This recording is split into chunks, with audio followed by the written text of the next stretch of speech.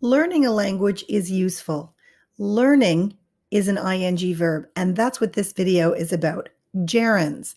A gerund is an ing verb, and it can start a sentence. It can do more than that too, but let's start there. Traveling is the best education. Don't you agree?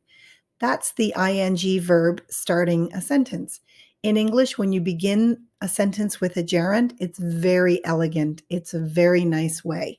Here's another one. Exercising keeps you slim and fit.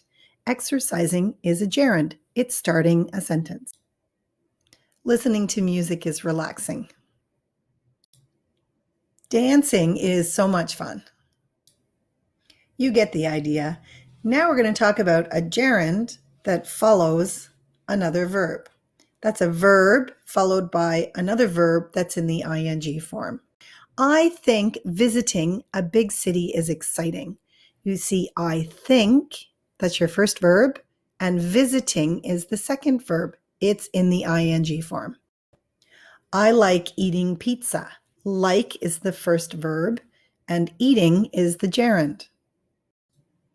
Now let's talk about gerunds that follow prepositions. I'm planning on traveling to Japan soon. On is a preposition, and the verb that follows that is the gerund. I'm planning on traveling to Japan soon.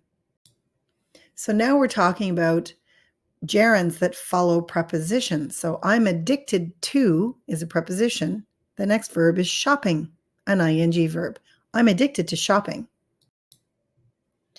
I'm thinking about going out for dinner.